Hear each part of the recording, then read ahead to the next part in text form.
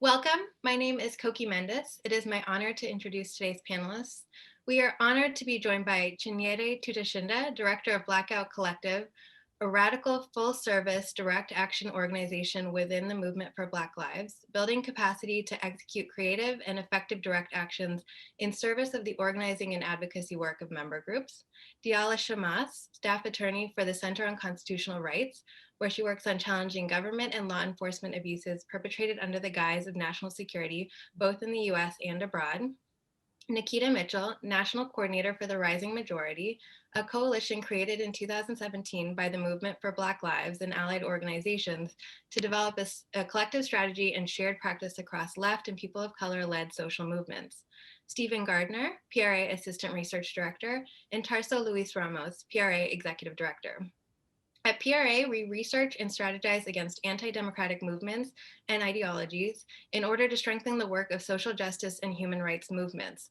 Those familiar with our nearly 40-year body of work will know that we confront white supremacy, anti-Muslim racism, anti-Semitism, Christian nationalism, misogyny, far-right mobilization, and authoritarianism, among other research areas. Thank you to our panelists and attendees for joining us today for this important discussion. We really appreciate you taking time away from your weekend to be here with us. And we will get started with questions. Let's see, and I will continue to let people in the room. Before we get into some of the detailed and meatier part of our discussion, I'd like to start us off with a popcorn style question to each of our panelists. On January 6th, people across the country and internationally were glued to their televisions or their Twitter feeds as we watched thousands of far-right supporters of Donald Trump coalesce in Washington, D.C., and then violently storm into the Capitol building to interrupt the proceedings to certify Joe Biden's win. Even though many social justice movement and research teams who monitor the far right and understand the power and potency of white supremacy have been bracing for a large-scale attack on the state for some time now, the insurrection was still destabilizing and unsettling to experience, despite being sort of primed and ready for it. I'd like to begin our discussion today by hearing from each of our panelists about what keeps you going in the face of explicit, violent, and unchecked white supremacy, when the vision for building a multiracial feminist democracy feels like an uphill climb. I'm going to ask each of you in turn to respond to this question. I'm going to start off with Nikita. Hey, good afternoon. Welcome. I'm so excited to spend some time with y'all today.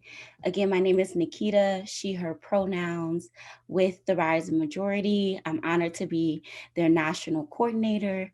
And to this question about what keeps me going, right?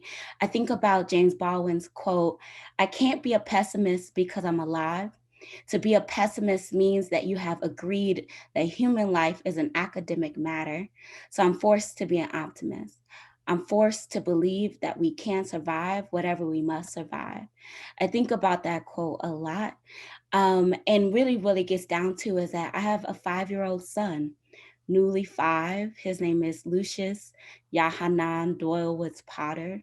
And so I must wake up every day committed, ready, sharpening my work, sharpening my commitment to Black liberation, to the liberation of our people, because I have a son whose life matters to me. And I know that what we're doing together will add years to my son's life. And so that's what keeps me going. That's what keeps me ready and in the fight. Thank you so much, Nikita. I really, as a fellow parent, really identify. Diala. Hi, everybody. It's such an honor to be here on this panel with every one of you. So thank you for having me. My name is Diala Shamas. I go by she, her, and I'm a staff attorney at the Center for Constitutional Rights, normally based in New York, although I'm currently speaking to you from Palestine, where I'm from. And what keeps me going in face of this kind of repression, I think, is the knowledge that increases in the kind of political repression that we're seeing accompany or are always correlated with this kind of the successful organizing.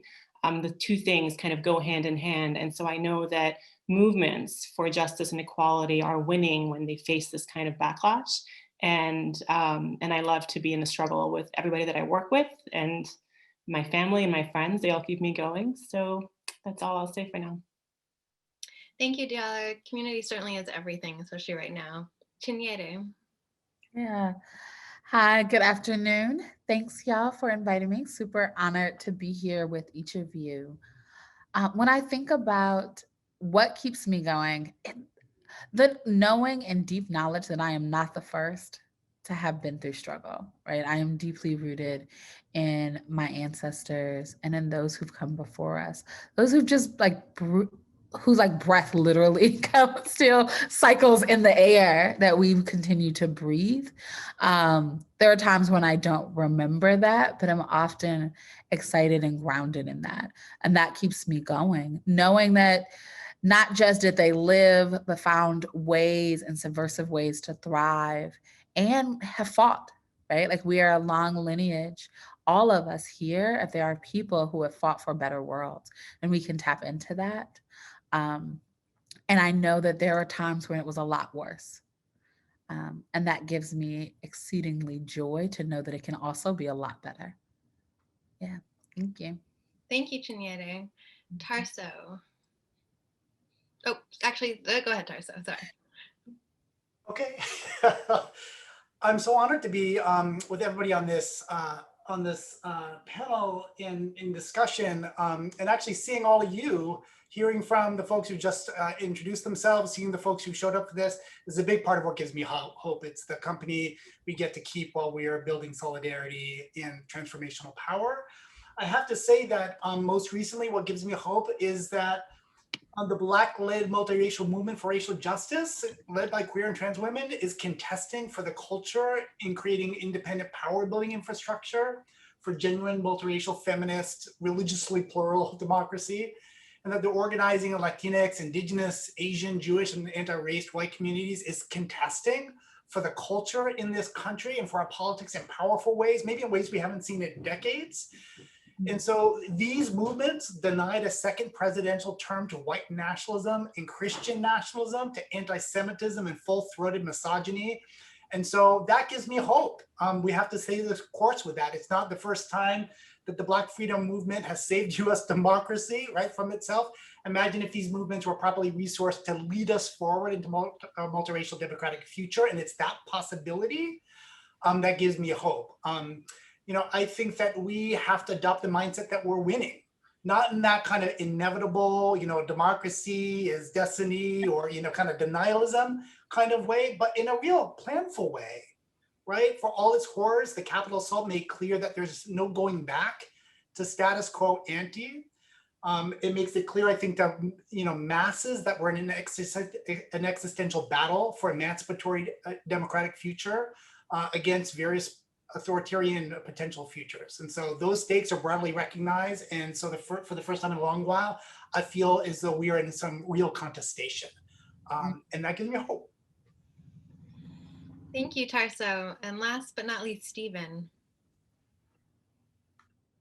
Thanks, Koki. Thanks, everyone. Wow, that was very inspiring. And it just reminds me that what gives me hope, what keeps me going is all of you. As others have said, I mean, my job is I get up every day and I kind of go out into the world and look for the worst things that are happening. And I try to figure out how likely they are to be a real problem at the level of existence as opposed to rhetoric.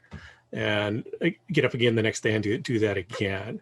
So the people who are organizing, who are bringing people together, who are carrying forward the acts and actions and messages of our ancestors. Yeah, and that's the first thing. The second thing is I have hope in this particular moment because it feels different than previous times when a highly contested election, presidential election, led to a lot of what seemed to be relaxation about threats from the right. I'm not seeing that. I'm seeing instead doubling down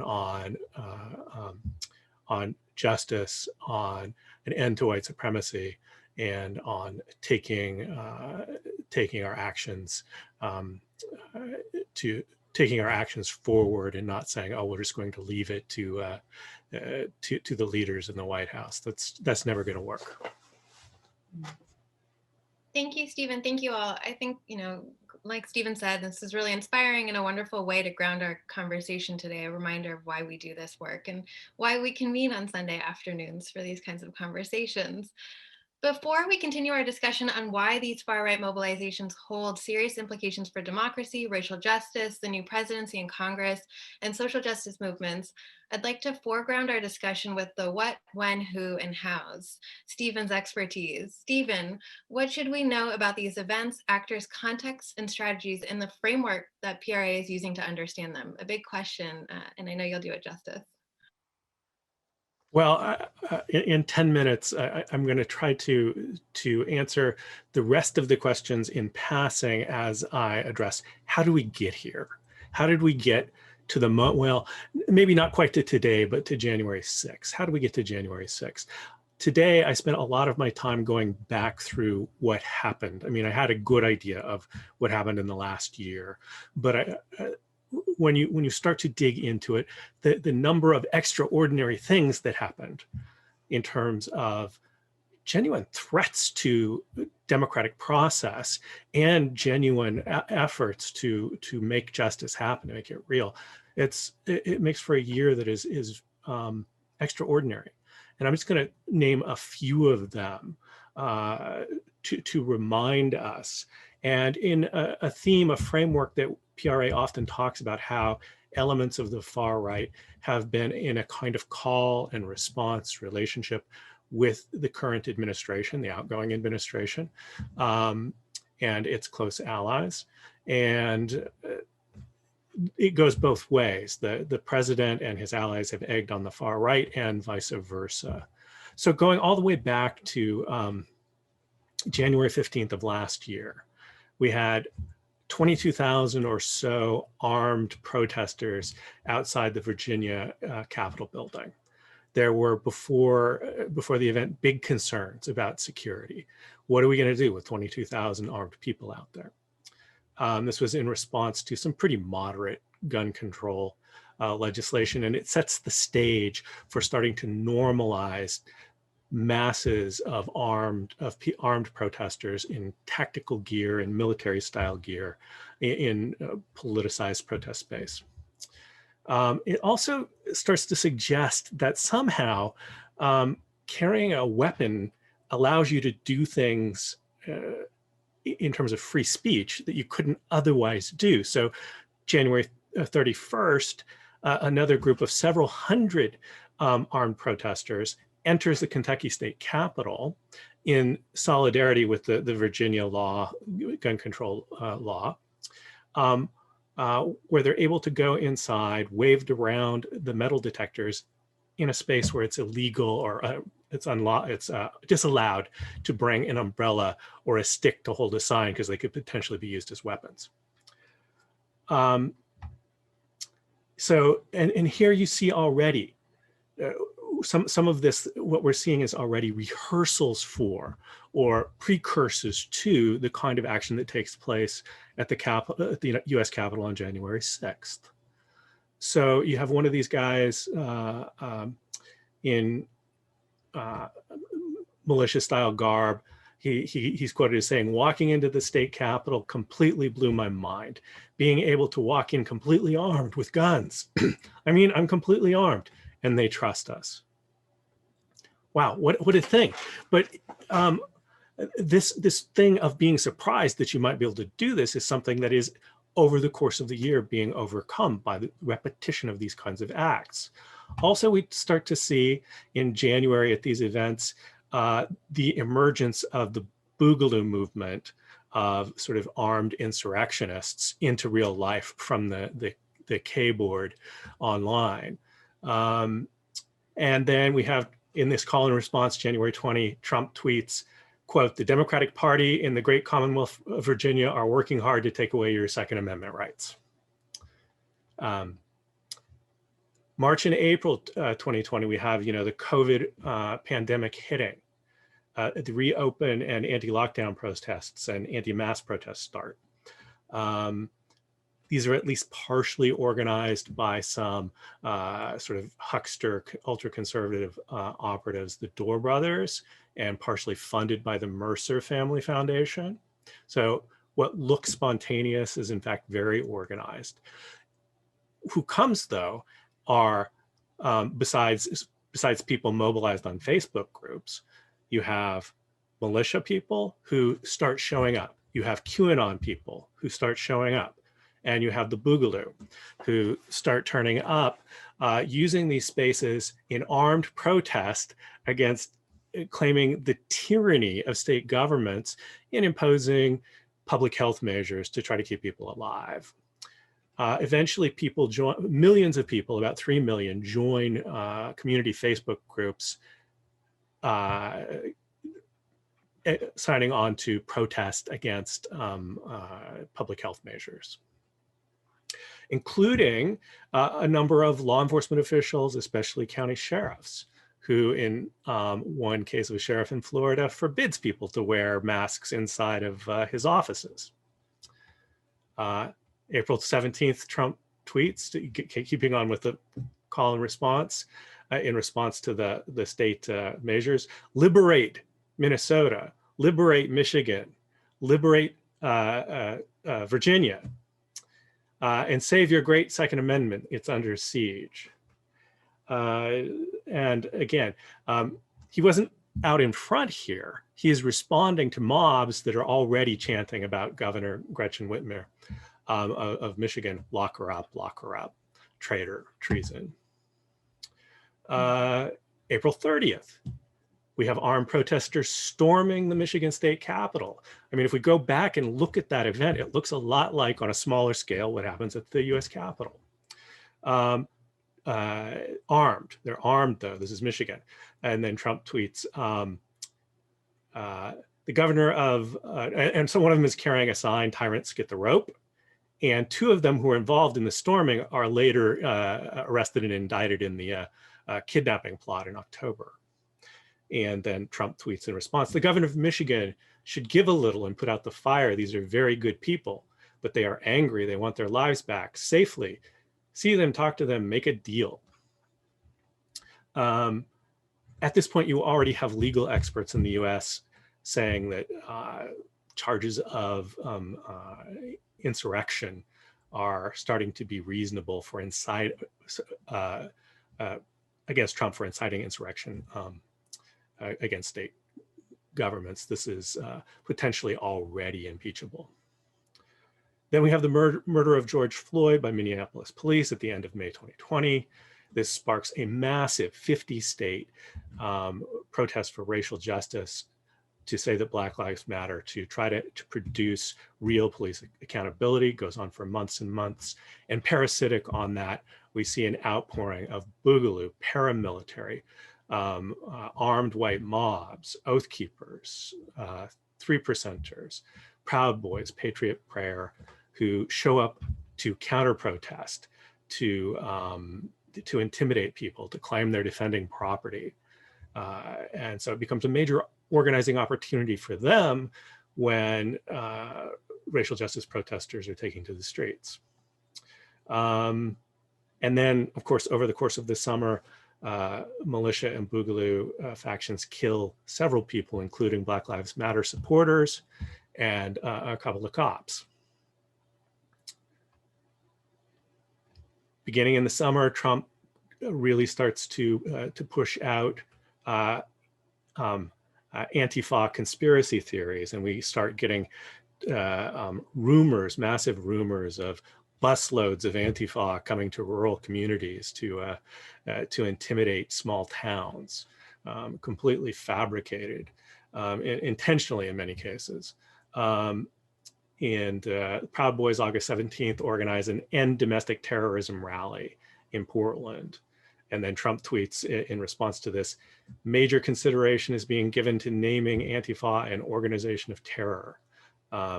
Portland is being watched very closely. Hopefully the mayor will be able to properly do his job." August 19th, Trump openly acknowledges the tactic, openly acknowledges QAnon and tacitly supports it. And from that moment on, you see QAnon shift focus. They're always seeing Trump as a savior, but they're shifting to supporting his reelection campaign, and particularly what becomes the Stop the Steal movement after the results come in. August 31st, Kyle Rittenhouse kills 2 people, shoots another. Trump tweets sympathetically. September 8th, a DHS whistleblower files a complaint against the 2 highest ranking DHS members, Department of Homeland Security, that the whistleblower says they had suppressed a intelligence assessment of white nationalist and paramilitary activity because it would make the president look bad.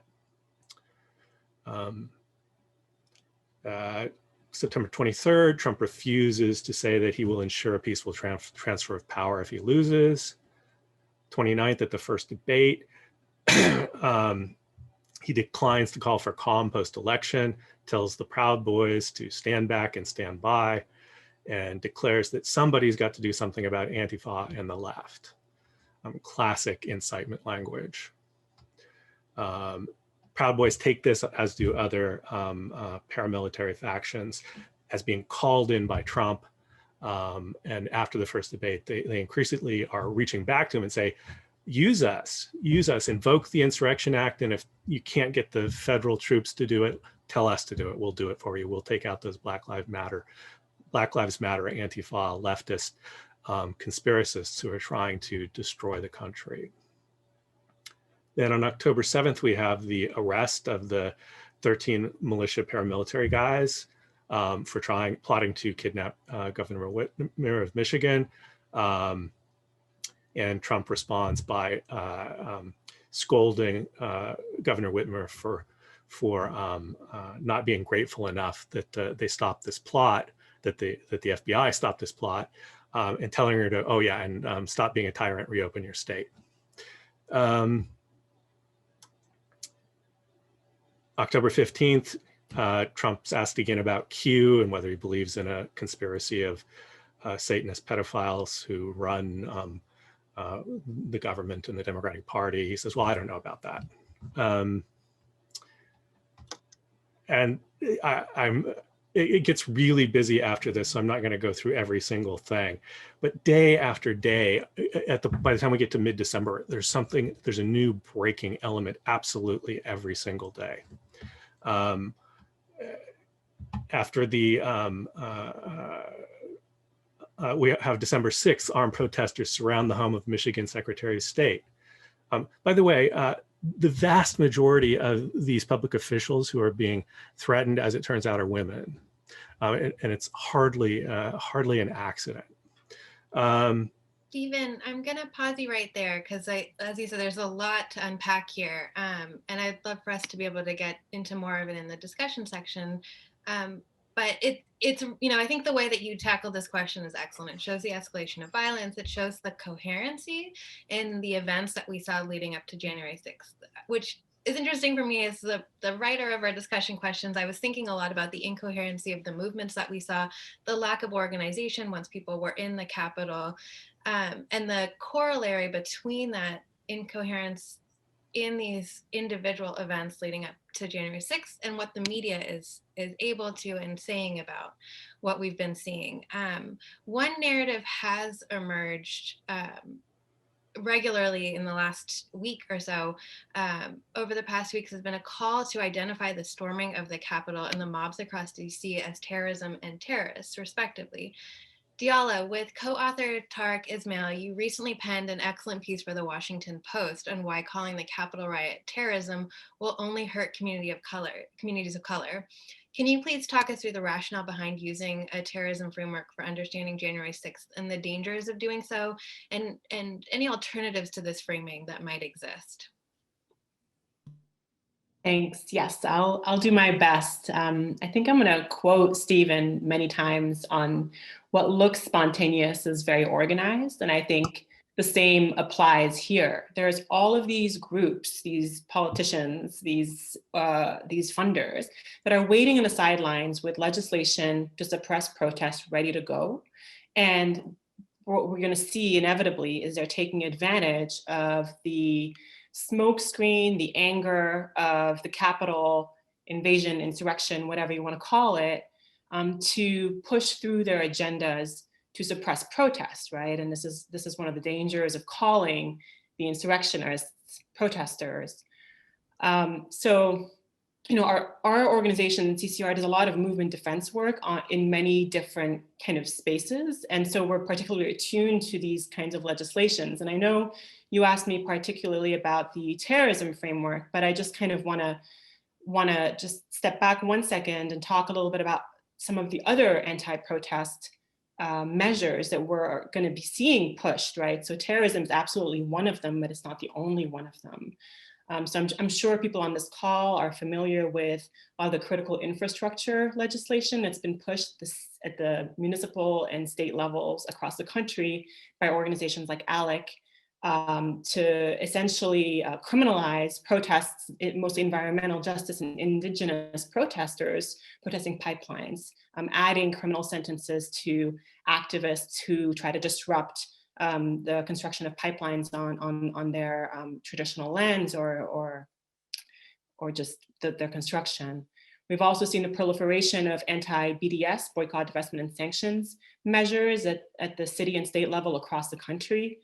And we're likely to see more of this, right? And as proof, just in the immediate aftermath of the Capitol riots, we saw Governor DeSantis, I believe in Florida, take advantage of the moment to re-up legislation that had long been on his and other Florida Republicans' agenda to impose stricter penalties for protesters who engage in violence, right? Which they had originally unveiled this summer during the Black Lives Matter protests.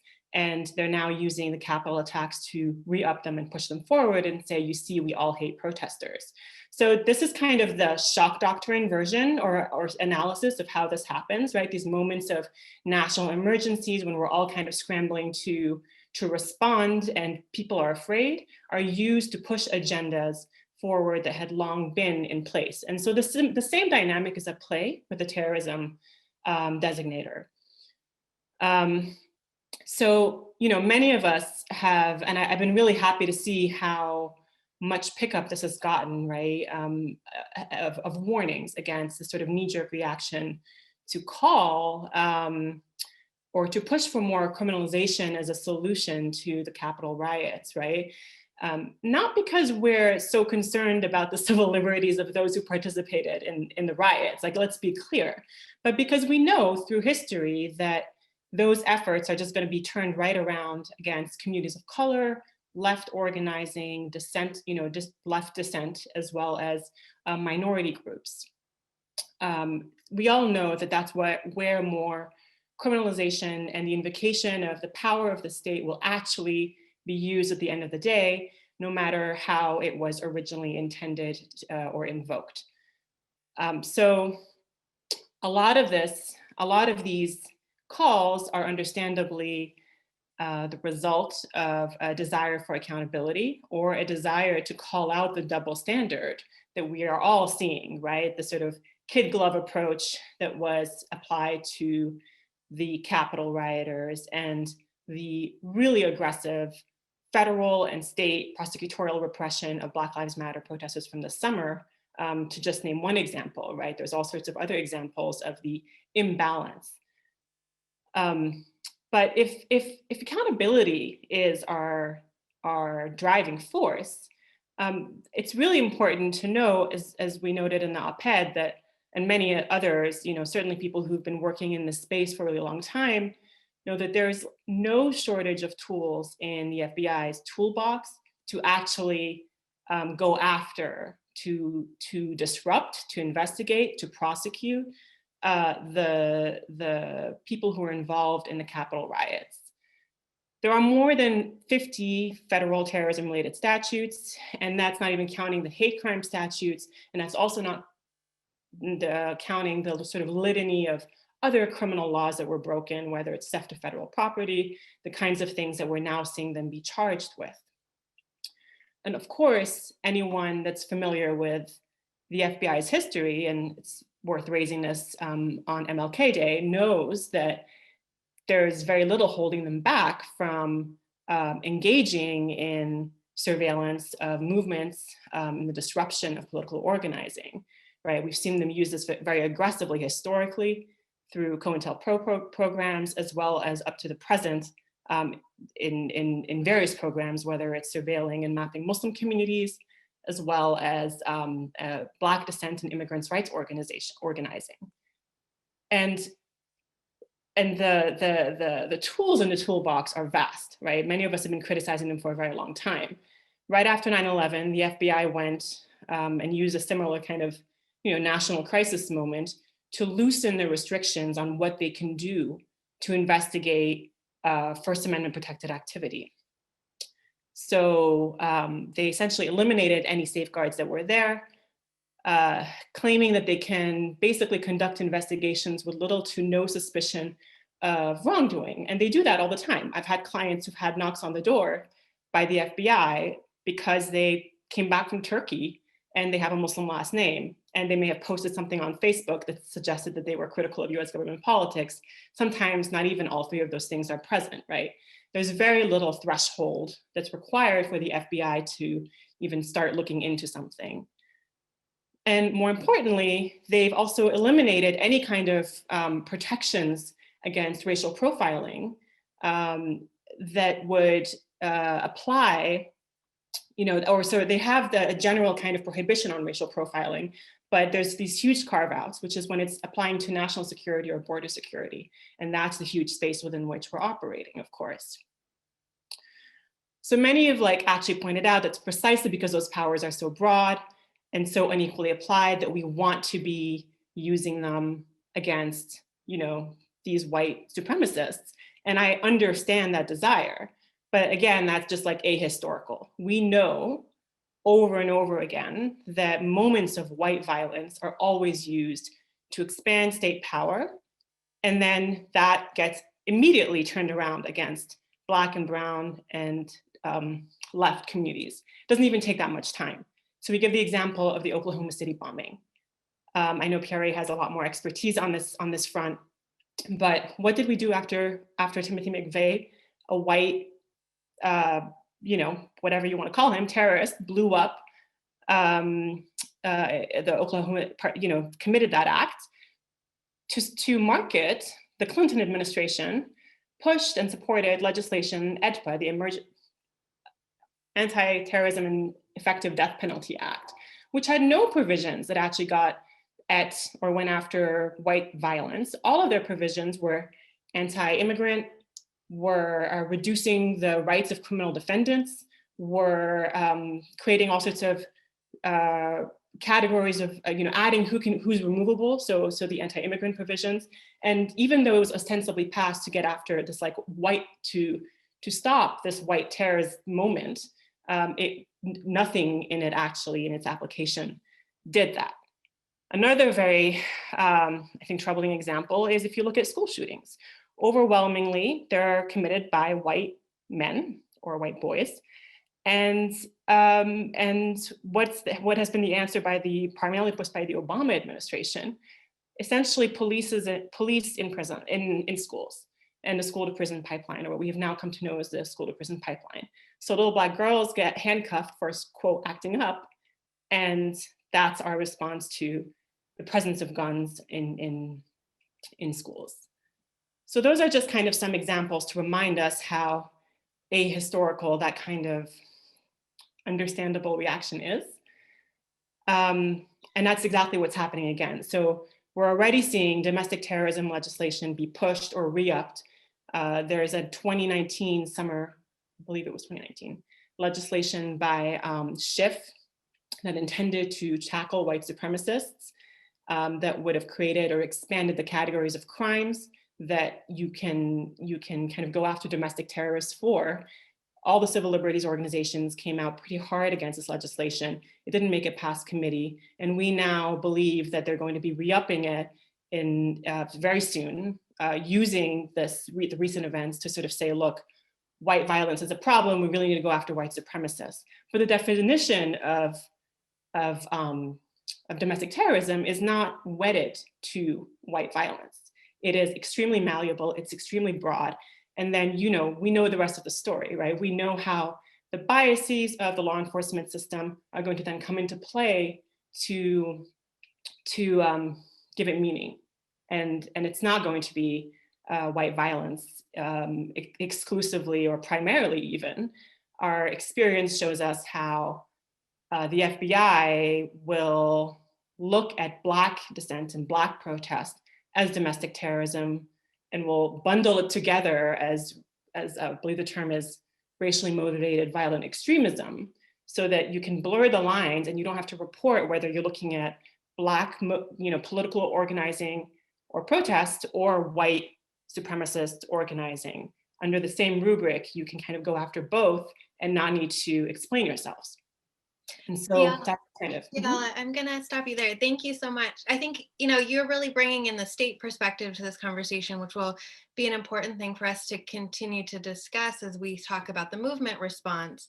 And I really appreciate the examples, everything from Timothy McVeigh to school shootings to example legislation that you think, we're going to see a reintroduction of it. I want us to stay grounded. And when we think about, the far right in terms of the state response throughout our conversation. And continuing in that vein, Tarso, as the far right pivots from alignment with President Trump to an anti-state posture, what can we learn from the history of right-wing organizing under previous Democratic presidencies, and what should we anticipate going forward? Thanks for the question and for the earlier presentations. I'm hoping we can return to this question that Diala was raising, in part because there'll be a lot of political pressure for the incoming administration to move to the right and seek bipartisanship around a national security frame. And so I think thinking through strategy on that's important. But to your question, I guess the way I would start, Koki, is saying, the relative ease with which the insurrectionists overran the Capitol, installed election certification, was an electrifying moment, right? For the hodgepodge of militants who have, through Trump's Stop the Steal campaign, cohered into an authoritarian and even proto-fascist coalition bent on overturning a national election by any means necessary. Stephen reviewed some of the factions that were involved, but people know everything from overt white nationalists to patriot militias to QAnon to elements of the Christian nationalist movement and a variety of other just sort of racist MAGA types. It was a pretty broad coalition of forces, ranging from folks who seemed pretty disorganized to folks who were frighteningly intent on a particular mission, filing into that Capitol. As Trump leaves the White House, a strongman turned martyr, right, in his own cult of victimization, the coup that wasn't seems certain to energize this hard right resistance movement that views itself as the leading protagonist in an existential fight against tyranny. Of course, in reality, they constitute a mass base for authoritarian politics. I do think we need to expect sustained, militant, often decentralized mobilization from this coalition at a scale and intensity that could surpass the recent high watermarks of the Obama-era Tea Parties and Clinton-era Patriot militia movements that Diala and Stephen were just referencing. Predictions are difficult, but they may coalesce around a basic agenda of making the country ungovernable under Biden-Harris and seeking a path to power in the congressional midterms and the 2024 presidential that would be consistent with earlier periods. As it compares to a specific question to previous Democratic presidencies, the audacity of the Capitol insurrection comes at an irregular moment in the country's political cycles. The white supremacist and anti-tyranny patriot movements, including their Christian dominionist and armed militia wings, generally ebb under Republican presidencies and surge during Democratic ones. But Trump broke that cycle by actively courting white nationalists, militant libertarians, Christian theocrats, misogynists. These forces built up and out over the course of Trump's term, from the vanguard white nationalist assault on Charlottesville, right, back in 2017, if we want to use that as one marker, to the much larger and more diverse coalition that just assaulted the Capitol. Different from before, right-wing resistance movements needed reactivate in this moment. Trump's proto-fascist space is already in motion as they now pivot, right, as you say, to an explicitly anti-state stance. And their points of unity, for example, overturning the election, are more explicitly authoritarian than I would say in recent history.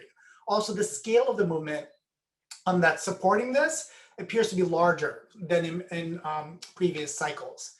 In their important book, Right-Wing Populism in America, which I recommend as a reference to folks interested in knowing more, former PRA senior analyst Chip Burley and co-author Matthew Lyons, who's also a contributor to PRA, estimated the patriot movement of the Clinton 1990s at about 5 million people. In terms of present scale, it may be useful to think of the DC mob and insurrectionists as representing the militant edge of the 40% of Trump voters who are diehard loyalists. That's a figure in the upper 20 millions. Or the 18 million Republicans who say that the election was definitely stolen. Or maybe the 24 million or so who support the QAnon conspiracy theory.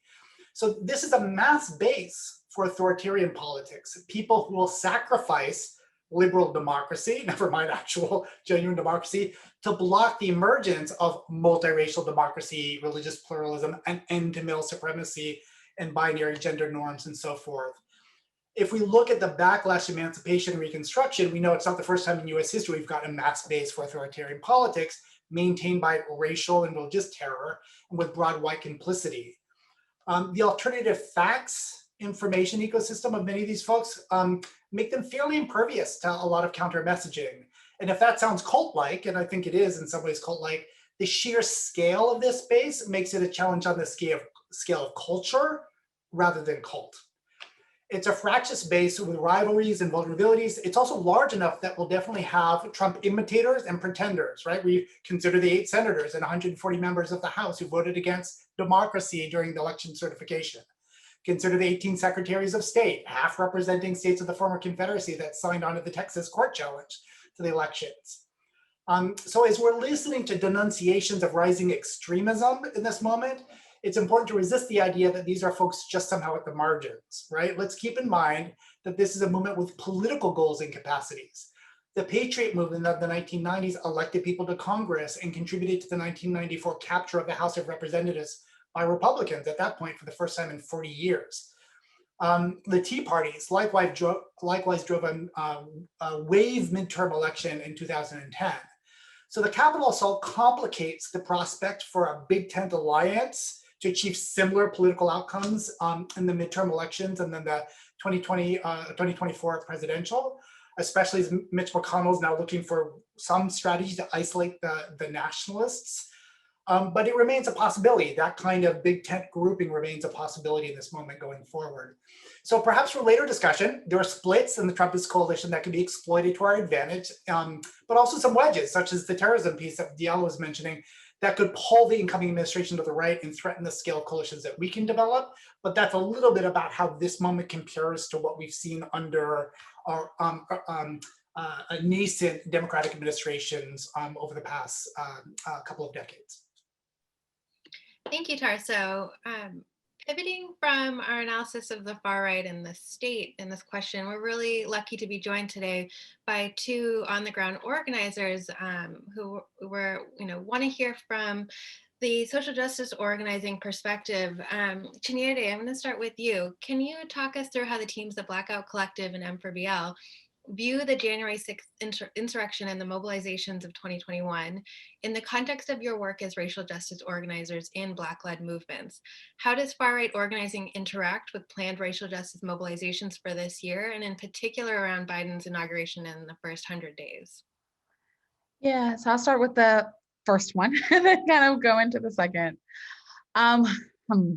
So 2 things were swirling, I think, all around within Black movement on that day. So everybody, yes, was glued in, watching.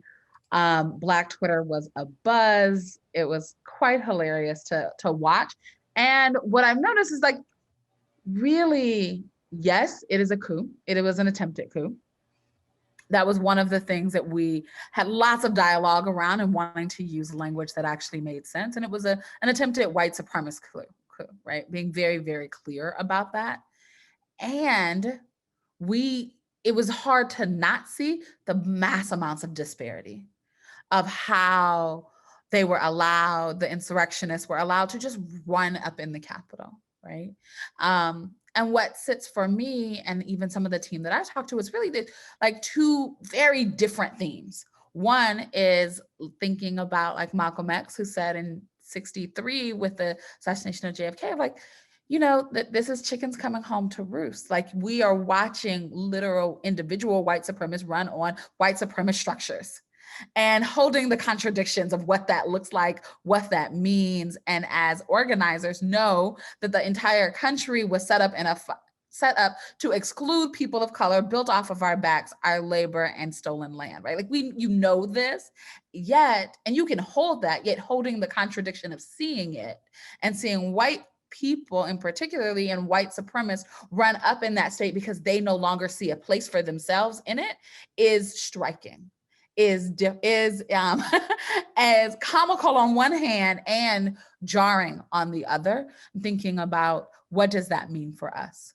right? What does that look like when we're trying to forge a new path, forge a new direction? And then the other, and as I said, I'm holding two contradictions, is that we know, one of my favorite quotes is from Arundhati Roy, that's a few decades old at this point, but that not another world is not only possible, but she is on her way. And on a quiet date, I can hear her breathing, right? So we know that the current structures that exist of exploitation and capitalism that have been built on white supremacy are dying. And they are gasping for air in a painful, very difficult way, because we are winning. And again, not in a way that's like we can win and walk away. We are doing the deep work of like organizing and building. And I think in a interesting cycle of saying, like, what we saw on the 6th is in response to that, right? We cannot remember, like, I cannot forget that Donald Trump became a candidate and became a household name in the political context because he called out the first Black president, saying he was not born here, right? Because he was a birther, and took the massive conspiracy theory of birthism and touted it into a victory of the White House. Like, we cannot separate the two, to me. So we know that his entire legacy was built on not just conspiracy theory, but racially motivated white supremacy conspiracy, right? And what that means that we're going to do to be able to hold our power. So for us, it is around how do we lean into our people, understand that as we are an abolitionist formations at the Movement for Black Lives and really striving and moving in that direction, what does it mean to keep us safe? Right? What does it mean when we can look at, and we have been naming, and we have been out on the streets literally fighting because police or other vigilantes have killed Black people, saying they don't keep us safe. So seeing on the 6th, the massive disparity of what happened, right? And not only was there not a level of safety, because there were open doors, right? There was openings and able to happen. So when thinking about, like, how does that mean for our mobilizations? I think that one, we know, and we must be very careful in the language that we use and not call them protesters, because what happened that day was not a protest. That was an insurrection, right? And as someone who founded and continues to run a direct action organization that trains people for protests in the street, is actually really important, that language. It will make it very dangerous for us to continue to work. It will make it very dangerous for us to continue to be in the streets and actually use that as a tool to fight for power, right? We know that there have been not just what happened in Florida with DeSantis pushing legislation, but we know that there have been introductions of protest bills in 30 states in the last week and a half. Right? They are actively consolidating and moving, and we know that it will hurt us. So wanting to know then what we must do in reaction to that, if our theme and our goal is to not just keep us safe in the streets, but keep us safe, period, is to continue to organize. We actually have to lean into our moments, lean into these moments, pull people in, provide a level of political education and opportunities to join and continue to join our movements. This is not a moment where people can stand on the sidelines. No matter who you are, they're active, and we can see it, ways that the right and white supremacist white in particular are mobilizing, are organizing, and we cannot allow any of us to not choose a side. You actively have to choose a side in this moment. And so we are deepening our organizing practices. We are moving with strategies around local power and what does it mean to actually build locally within communities, and keep us safe when we choose again, when it's safer, not just because of white supremacists in the streets, but also because of COVID numbers, safer to be out on the streets again. We will do that with strategies that maintain and center our people, but we'll also do that in our organizing work, to make sure that these bills aren't passed, to make sure that our organizations are growing, and that people know that it's time to get involved because we're fighting for the soul of this country, and we actually have an opportunity to win in this moment. So, yeah, thank you. Thank you, Chinyere. That's exactly sort of the sentiment that PRA wants us to leave with, that this is a moment for continuing, for moving forward, for being strategic and being safe. And I really appreciate that you brought all of those points forward. Nikita, continuing with you, we heard from Stephen sort of about the escalation of the right. We heard from Tarso about the scale, and continuing in this conversation about scale, you are the leader of a leader of the Rising Majority, a powerful coalition of more than 50 member organizations, including M4BL, 350.org, Women's March, Southerners on New Ground, among many others. Can you talk a little bit about how the racial justice left is engaging in coalition building to create a cohesive movement, the benefits and challenges of doing so, and what's next for the Rising Majority in a post-Trump administration era? Thank you for that hefty question. And again, thank you all for inviting me into this discussion, which I'm really excited to get into a bit later. I'm going to share my thoughts, but I know our collective wisdom is what's going to get us to the transformations that we're looking to see.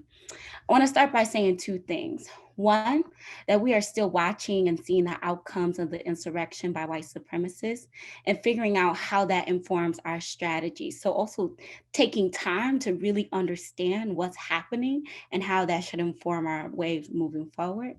The second thing I want to say before I get into it is, while we're surprised by the breadth of white supremacist actions on January 6th, we also have been preparing for this moment for a long time, since Trump's presidency in 2016. So we are not unprepared. I'm going to say that again, y'all. We are not as unprepared and as frightened as they would like for us to be. We are not without visions or strategies or a path forward. So really holding that at the heart of us planning and what we're going to do moving forward. So I want to start by going back to what we knew and what we know and how that is impacting our strategy forward, if y'all don't mind going on this journey with me. First, we knew that Trump's presidency represented a broad set of ideologies that were dangerous to our people and to the planet. We knew that there would be an emboldened group of white supremacists that were not just dangerous to democracy, but also to our bodies, specifically Black bodies who have been constantly in the fear of vigilante violence, right? Three, we knew that Biden's campaign for presidency,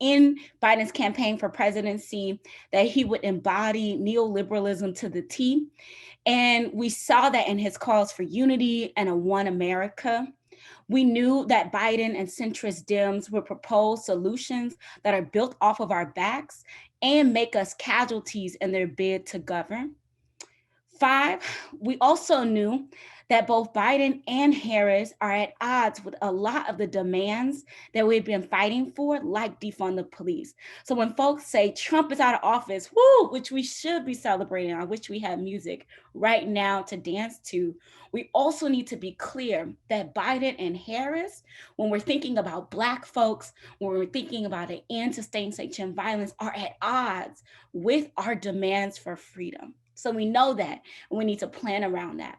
6, we are certain that the experiences of ecological crises, economic inequality, and a bourgeoisie democracy will be the cornerstones of the fight ahead, right? So for Rising Majority, our attempt to go against racial capitalism and to fight for radical democracy, we see that as a cornerstone of the fight between now and 2024.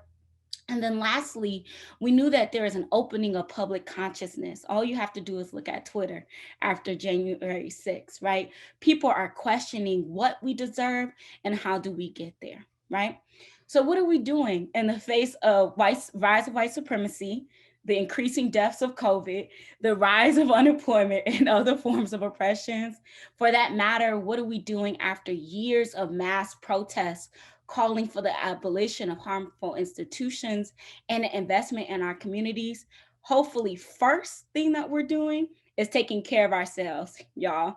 Our bodies, our spirits, as we prepare for the fight ahead. Don't want to look past us being in this fight for a long time and taking care of ourselves in order to do that. For the rising majority, leading up to the elections, we, alongside Movement for Black Lives, Electoral Justice Project, Working Families Party, and United We Dream Action, created a United Front campaign called The Frontline. This was our attempt to cohere around a shared strategy to get Trump out of office. The Frontline was also our attempt to test out what becomes more possible when we invest in a cross-movement container and joint strategy. We did joint actions, election defense leading up to and during the elections, cultural organizing led by the amazing Nalini Stamp, such as Joy to the Polls, and other things together to get Trump out of office, which we succeeded at, y'all. We succeeded at that, y'all. Yes. So for us in 2021, we're committed to about three things, right? One is cohering the left behind a progressive agenda and a radical vision. We believe that it's important in this moment that we must prepare a radical vision and a pathway to transformation that answers how we transform the issues that I spoke about earlier. We have to talk about jobs, y'all.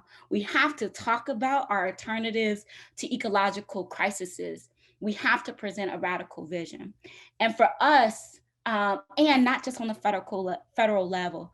So for us, we're looking at one, organizing the left, progressive organizations and individuals to endorse and defend key legislation like the Thrive Agenda, defund the police, so the Breathe Act, immigration reform, and more. We are not without visions, so we want to make sure we are endorsing and fighting for that.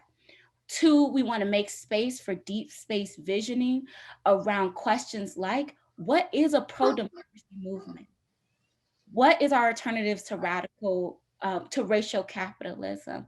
How does that show up and what we're fighting for in 2024? Three, underneath Cohering the Left, we will be developing and sharpening a collective strategy to victory, y'all, especially looking at what we're projecting in terms of threats to our people and the planet. The second thing that we're doing in 2021 is building the infrastructure of the left. I watched that insurrection, and the first thought that I had is that in terms of infrastructure and resources, we are not yet where we need to be, right? So really thinking about how do we invest in our organizations and our grassroots formations so that our infrastructure is strong and that our movement is sustainable. Specifically to the question that Chinetti, or the offering that Chinetti made, we need to be prepared for the shift of the political terrain and the organizing strategies and tactics that are available to us. COVID has shooken us a bit, and we need to figure out how do we contend for power when we can't necessarily go out on the streets, making space for that. And then lastly, we want to, in 2021, create space for widespread mass study and juicy debate, y'all. Juicy debate, conversations like these. We want to practice what radical democracy can look like as a possibility model for our people leading up to midterms in 2024. We want to build a mass movement for pro-democracy because we know we deserve more, even with Trump out of office. And that's our work for 2021. Thank you, Nikita. I have to say, juicy debate is a perfect transition to our next section of this conversation. I encourage all of you, several of you have been dropping questions in the chat, to continue to do do so for our panelists, and to write stack, S-T-A-C-K, in the chat. If you would like to unmute yourself, I will call on people in order. We want to take the time to engage you all who came out for this conversation in juicy debate. Let's keep this conversation open and flowing, and take the opportunity to respond together with other people in a moment when so many of us are isolated. Would somebody like to start us rolling? Do I see a stack in the chat? I know we've got brave folks out there. Let's hear from you.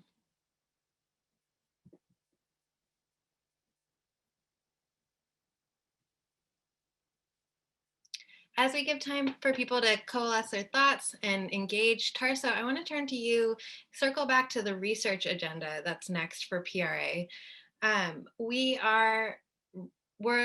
heard from our movement organizers, we've heard really great analysis on the moment that we're in right now. What's next for PRA's research agenda? And I'm going to drop some comments in the chat as to what we're looking for from our audience members today. So Tarso, if you don't mind. Sure, I'll share a couple of things. And again, a lot of appreciation to everybody for their contributions here. I think I'm going to key off something Nikita was saying, just in terms of the moment that we're in. At PRA, we think a lot about the block and the build, right? How do we block the further consolidation of cultural, social, and political power by the right, and maintain space, and then produce resources for the build forward to true multiracial, feminist, emancipatory democracy.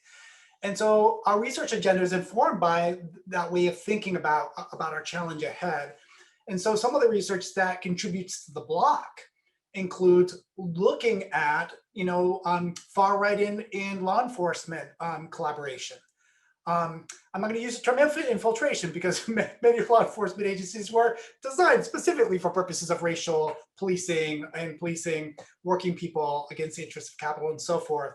But looking at the level of collaboration, tacit and explicit, is really important. We've had a project focusing on far-right sheriffs. We're looking at potentially expanding that to look at other law enforcement agencies. So that's an example of a place where we think it's really necessary to dig in around a block. A couple of people have asked about Christian nationalism. And one of the things that we see in the hot takes on the Capitol, the storming of the Capitol, or different takes on sort of which part of the right is most responsible. Was this a white nationalist insurrection?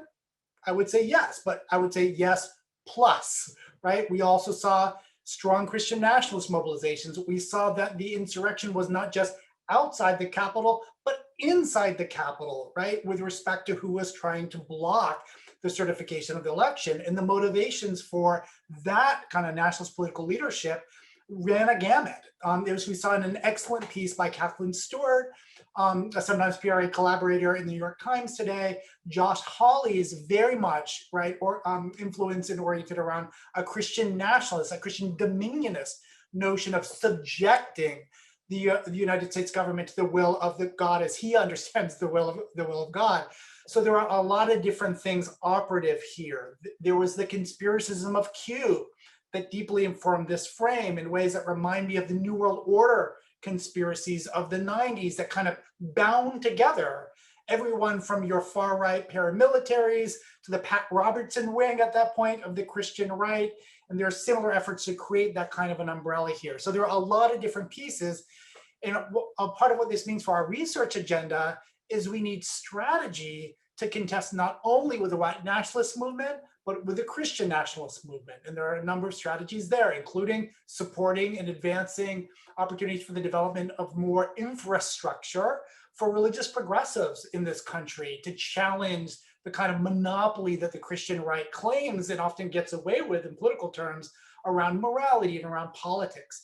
You would never know that a majority or near majority of religious people, self-defined religious people in this country are pro-choice, because the way that this actually operates politically is the Christian right has built the machinery of politics that makes that invisible. So there's a lot of kind of contestation that needs to happen, and PRA's agenda is influenced in part around resourcing the parts of a progressive, transformative democratic coalition that we will need in order not only to displace the far right, but to be able to govern an actual democratic future. So those are a couple of little pieces of answer that I would give you.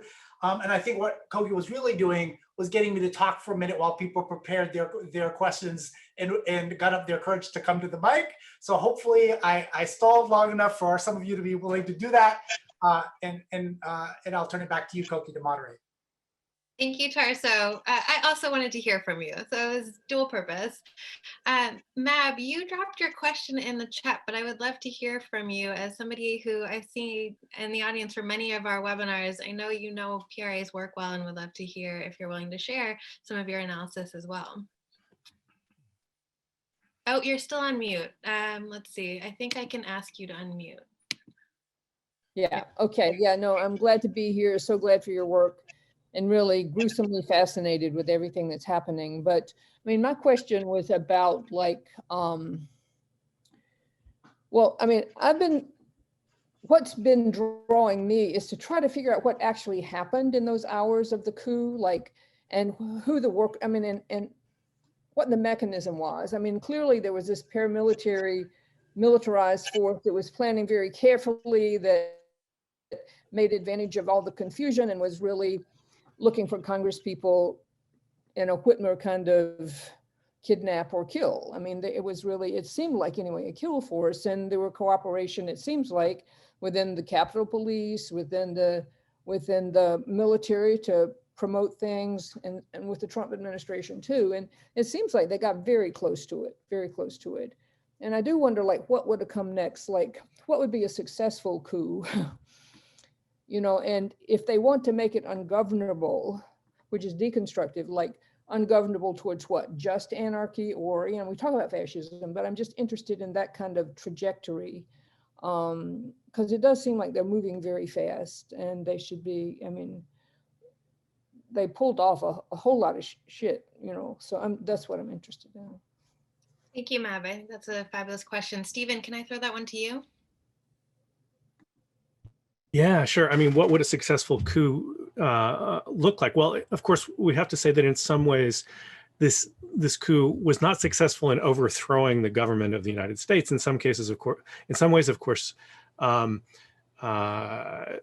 this was always going to be a fantasy in this particular moment.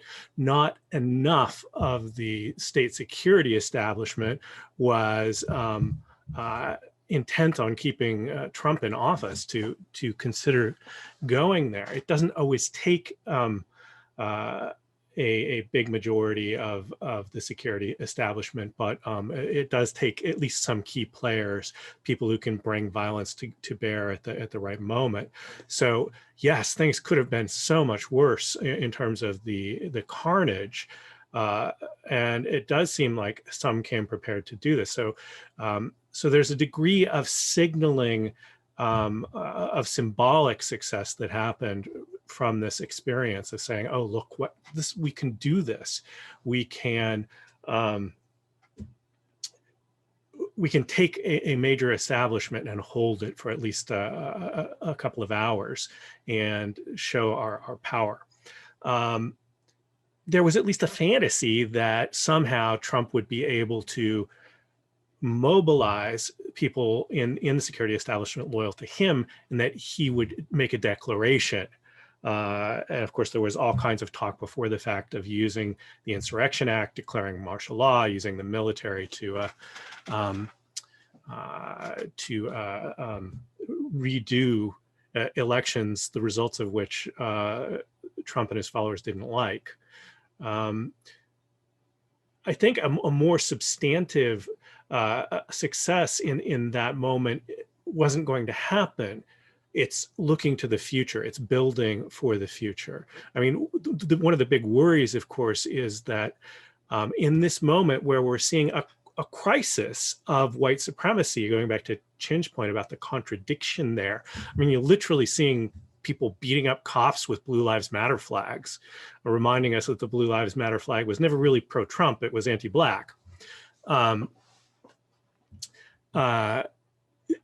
we come into this and we think about, okay, what's their next move now? And keeping in mind, this kind of insurgent energy is always emergent and contingent. You do something and you hope for the reactions of your opponents.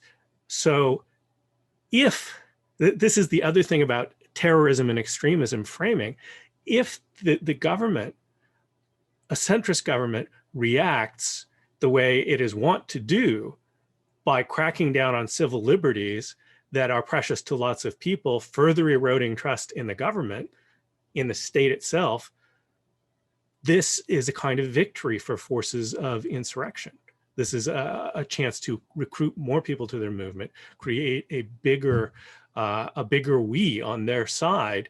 And the thing about the crisis in white supremacy, you've got people on one side of this crisis who are kind of got three factions here. You've got the centrist neoliberals who are like, okay, let's double down on the policy of state security.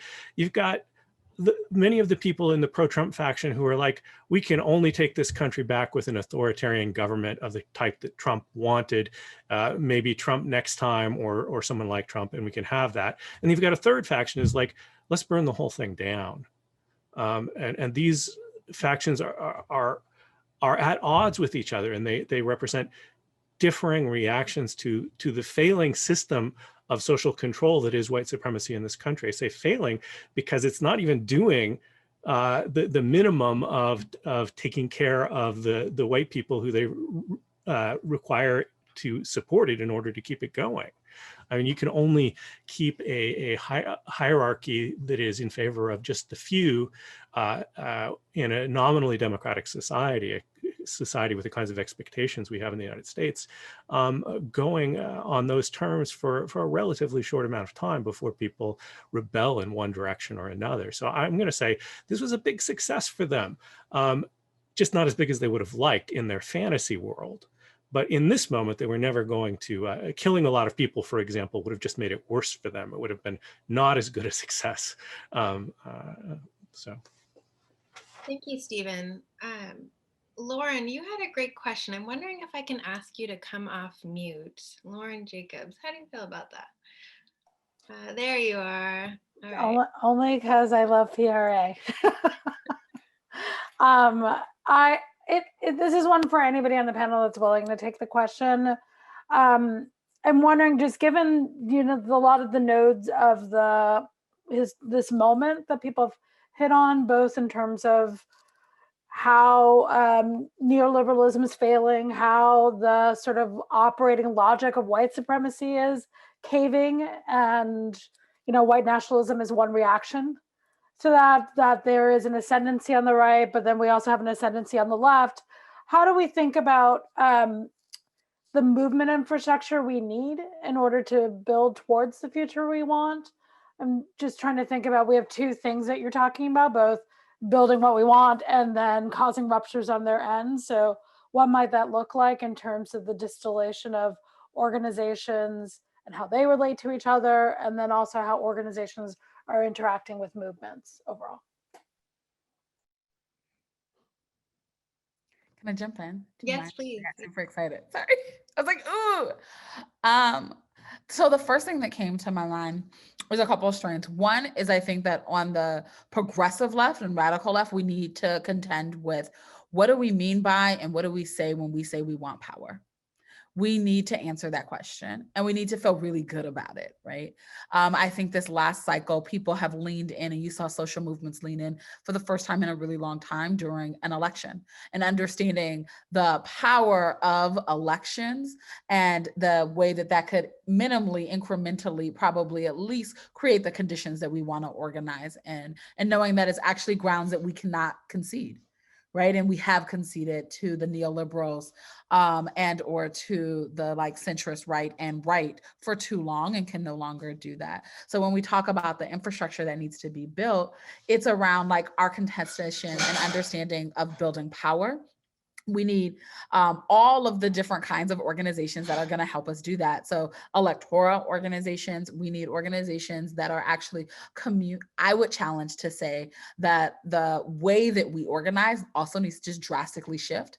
And we need organizations that are people-centered and person-centered and not issue-centered. And I say that because people live multi-issue lives.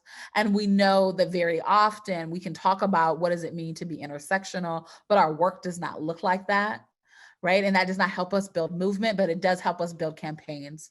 And we need to really think about shifting our perspective of what does it mean when we're saying, again, that we're going to build a social movement to hold and contest for power on the right. And all of these different kinds of infrastructure just need to be built, and need to figure out our relationship to power. We want it. We have to be ready to govern and be ready to hold it. Can I add here real quick? So first and foremost, me and Chinetti have gone back and forth on this conversation before, so I'm excited to go right after her. So I think in addition to what Chinetti is saying around, we need to be prepared to answer our question around how are we contending for power and what we mean by that. We also need to contend with the question, what is our relationship to the state, right? So I also just want to add that. I think that was implicit in what Chinetti was naming. For us, like as a rising majority, I just want to, because we are one experiment by the Movement for Black Lives around being a cross-movement container.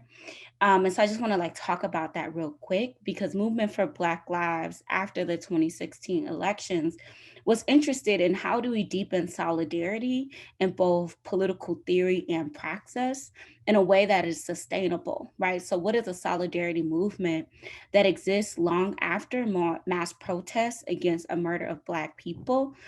And we wanted to experiment with what was more possible when we deepen political alignment, joint strategy, and the last piece of this, which is really important to me, accountability when we step out of alignment.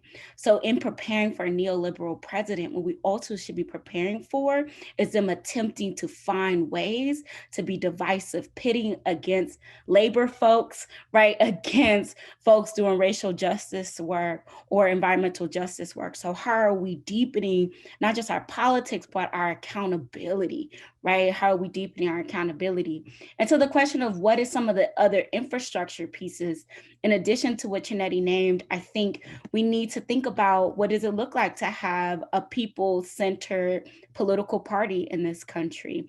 Working Families Party is one example. What does it look like to have cadre level organizations? What does it look like to have more cross-movement containers that are both domestic and internationally focused?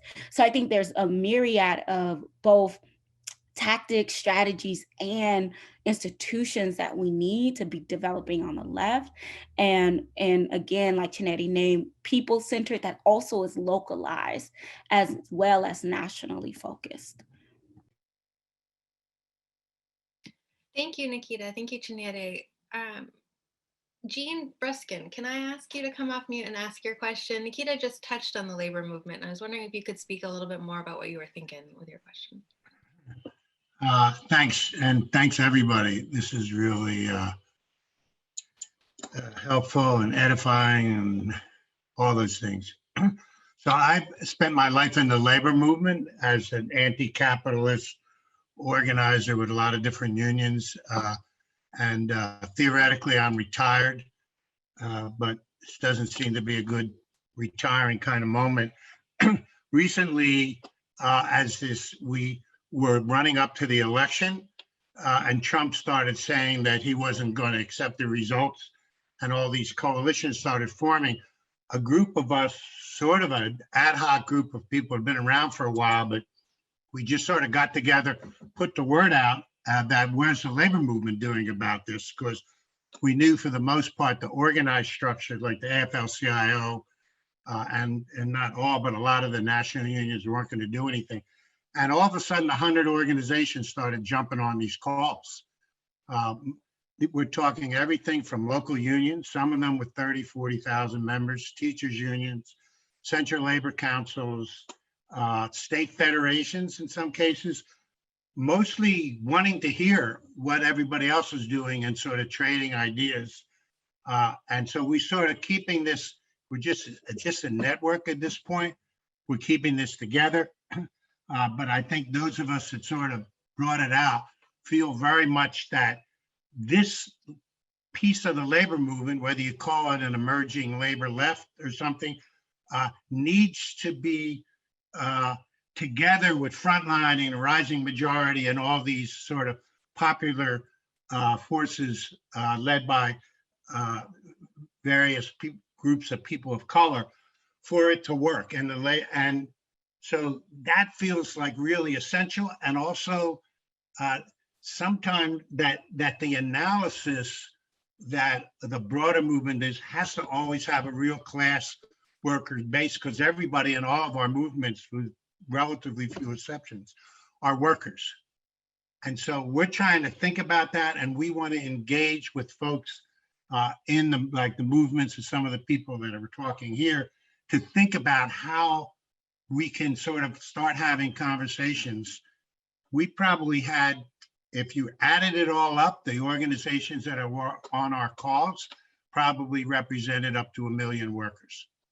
I'm not saying they go off throwing down for the fight, but I'm saying we were not the AFL-CIO. We were the like whatever, and they were on there trying to figure out how to move. So we need openings for that, and it's possible now. Thank you, Gina. I really appreciate you bringing the class analysis into the conversation and speaking from a place of labor organizing. I think, Lauren in the chat also talked about this wedge that exists between labor and the rest of the progressive movement. Wondering if any of our panelists have some thoughts on surpassing that wedge and working to unite these causes. Can I jump in here real quick? Yes. So thank you so much, Jean and Lauren, for this question. As someone who worked at Unite Here 2850 and is a granddaughter of a shop steward, I really appreciate this question. And for me, the easiest thing to do is to join a cross-movement container political body that's looking to being in joint practice with each other. Rising majority is one, the front line is another, right?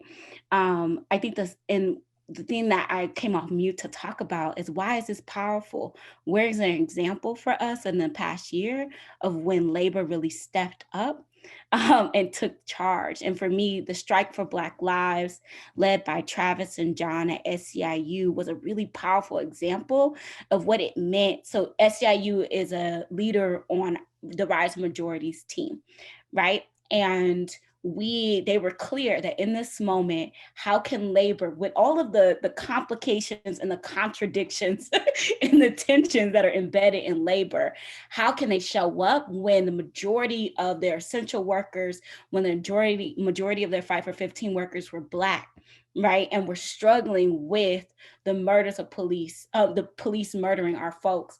And so the Strike for Black Lives was that one opportunity for joint strategy, for action that really put forth the connection. What they were trying to drive was that police are here to protect capital, right? And that was a critical lens for that moment, during the moment of the summer uprisings. And so I think that's one powerful example of why we need labor to be in deeper relationship with progressives and with the left, and in part of organization and networks who are committed to that long term. Easiest answer that I can find. Thank you, Nikita. I think easy answers are appreciated in these moments. Tarso, you use the stack function. I will reward you with speaking time. I want to just add a couple of additional layers to this discussion, pulling together some of these themes around culture shift, because there are questions about that, and social movements and infrastructure. So I think, Vinny Bensali with the Solidarity Network and I wrote a piece together, co-authored a piece a couple months ago, around 5 ways that funders can continue to fund multiracial feminist democracy going forward. One of the things, and I know that there are some folks in philanthropy who do philanthropic organizing on this call, I think one important thing is to break the pattern that often happens in a moment when a Democrat, however centrist, is elected to the White House, of withdrawing resources, right, from the movement, from movement building, from the field, and redirecting that into policy work. this is a period that requires that we stay the course around sustained movement building, right? In infrastructure building.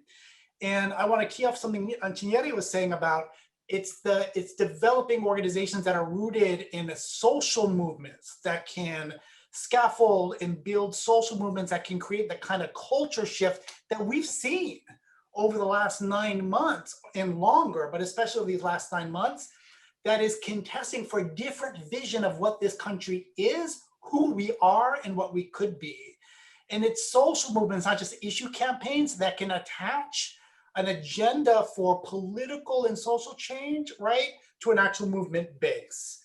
A campaign can often have a hard time doing that if it's not rooted in a mass culture shift. And we're at a moment where the left is actually contesting in that way. It'd be the worst possible moment, right, to defund the movements that have brought us here, right, to this moment. And so really thinking about what the through lines are there for the kinds of infrastructure that Chinyere identified and Nikita also spoke to. The other piece that I just wanted to mention related to infrastructure, there are many parts of our movement that are desperately under-resourced because they don't fit into somebody's notion of how you build power through the Democratic Party game plan, right? And so it is a moment for stepping back and thinking about what are the pieces we are going to need in order to govern. I had mentioned earlier, contesting with the religious right by resourcing religious progressives. Just as in a country like this, with the realities of this country, we do not gain power if we don't have a strategy for contesting with white supremacy and winning over a plurality of white people, in my opinion. This over-secularization of left organizing, where we're actually not engaging self-identified religious people, is suicide in a country like this. And so there is powerful organizing that's happening in progressive religious spaces. There is very little support, economic support for that work, because it doesn't fit the model, right, of how folks are thinking about 50% plus one electorally. It's a time for rethinking, redrawing our power map in ways that are a little bit more accurate and that are rooted in a long-term determination to build and win and hold power. And my last comment is going to be to Nikita's point around sort of our theory of the state.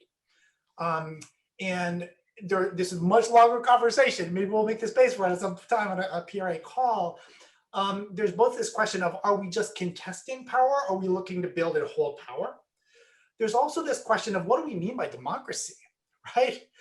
We are living in the vestiges of a colonial settler state where the question is not only one of representation, but of transforming the purpose of governance and who governs, right? That's required in order to actually have a democracy, right? Rather than the vestiges of a colonial settler state that's rooted in white supremacy and genocide. And so the part of our problem is that Black and Indigenous and related movements are often resourced up to the point of defending democracy from the encroachment of explicitly white nationalist anti-democratic forces, but not resourced to the point of building out governing level power. And those are some of the choices we are making real time right here and right now if we're serious about not just blocking, but building forward. And so I wanted to attach this question of our theory of the state to the question of what does it mean to build culture shift in institutional institutions rooted in social movements that have the capacity of that kind of transformation going forward. Thank you, Tarso. A lot to unpack there. I want to shift gears a little bit back to the sort of insurrection that had us convene this conversation today with Steve's comment on sort of the terror agenda that we saw on January 6th. And Diala, you had some thoughts in response to Steve's comment. Yeah, I mean, just really briefly, because I love where this conversation is going. Terror is like a really strange thing because I think it's one of the few, it's one of the very few places where you have a feeling, which is a totally legitimate feeling, like being terrified, terrorized, turned into and given meaning that's like legal and political. And so and we can hold that complexity, right? Like it's one thing to say, don't call it terrorism. Like, who am I to tell you that? Like, if you're feeling terrified, and Steve's points are like, I think really accurate. I think those were the intentions of the mob, right? Is to terrify and terrorize these two audiences. But it's a very different thing when we're thinking about like, to this audience, right? This group of people on this call, like what should the movement demand be? And that's just like a different question. It's a different audience. And I think it's come up a lot in these conversations about what's the right language to use. Certainly would never like tell Black people what white terror looks like, right? I think people have very long history of experience like identifying that. I think the question is like, is that gonna be what our demand is after this moment? Is that gonna be the language that we double down on, knowing it's like political and legal legacy? So that's really all I kind of wanted to weigh on that. We all know that this is not a legal struggle, it's a political struggle. And so what do we do to get ourselves to the political point that we need to be at, where white violence is taken seriously and just like uplifting, you know, what PRA was talking about, like, does the word terrorism allow us to get at the root causes, which is white supremacy structurally, not just these like 1,000 or so people that stormed the Capitol. And also, what does it tell us about the relationship with the state, which we really need to be focusing on, like, how have these white supremacist organizations taken over police departments, or to correct my language, as Tarso did, right? Like embedded in as sort of founding principle of police departments. Like how do we get at that? How do we move Congress to get at that, rather than kind of just doubling down on the criminalization aspect of things? Thank you, Diala. I think it's important for us to center language and narrative making when we're talking through the far right and amplifying their goals and being careful not to do that. I want us to conclude. I will give our speakers one last say before we close, but I'd like to, before we do that, conclude with a question from Laura via Mav's Zoom link. Laura, are you on here? Would you like to come off mute to share your question? And this is a question for Sure. Hi, this is Laura Flanders here, and Matt shared. I got the word of this too late, so don't blame her, blame me. I just would love to hear the panelists address how do we confront the right's media ecosystem and its capacity to tell lies and to tell narratives to its base. What is the strategy the panelists suggest? And this goes also to Tasso's point about funding. How do we fund it? Thanks. Thank you, Laura. Who would like to take the first stab at Laura's question? Who wants to start their own media empire? I don't recommend that.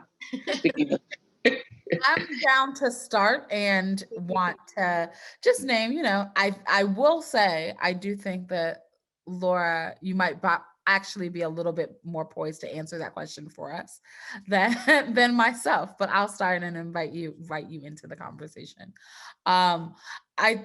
I think that funding plays a big role, funding and policy, right? They are very often, so I worked, my background in organizing outside of like youth work really started with journalism. I have a journalism major. I continued to work in that, and then worked in organizing at the Center for Third World Organizing. And one of the spaces where we were continuously fighting and contesting was looking at the regulations and the amount of conglomerates and media mergers. And it's a space of even thinking about like organizing and our organizing fights. It's a space that actually is very, very critical for our ability to win, yet under-organized. We don't fight there. We aren't able to always, and there aren't many organizations, let alone the funding, to be able to understand the way that connects, right? The way that if I look at I have T-Mobile as a phone company, but just knowing that they now own Sprint, that owns this company, that it's all one. And even looking at the way that the big 5 news networks own everything, right? Like that level of media ownership is actually really critical, and that the FCC can control, decide, and move. So those are appointments that are important. And then the second one is really to be able to build and create. We have an opportunity with the double-edged sword that technology provides to create avenues to communicate directly to our people. And it's one of those spaces that was extensively funded and strategized on the right for the past 35 to 40 years, that has been continuously underfunded and under-resourced and needs to be. And there are amazing journalists and media makers that are doing really beautiful and great content that our people just aren't able to see because of the distribution channels. And it's one of those, it's an area that, like Tarso named, is under-resourced. And then again, Laura, if you have more to that as, you know, a journalist and media maker in the field for decades, I'm sure we'd be honored to hear. Laura, would you like to jump back in? Oh, I would just say that's a fantastic answer. And I think some antitrust suits, some revocations of broadcast licenses, some revival of the knowledge that the airwaves are the public's, but we have got to grapple with online communications. And Chineri's answer is just fabulous. So I just applaud. But yeah, fund your local media while we figure out something better to do. Wonderful, thank you. I know as a PRA, we cannot agree more with your conclusions there. Before we close, do we have any last comments from our panelists? Any last thoughts you want to share with our audience?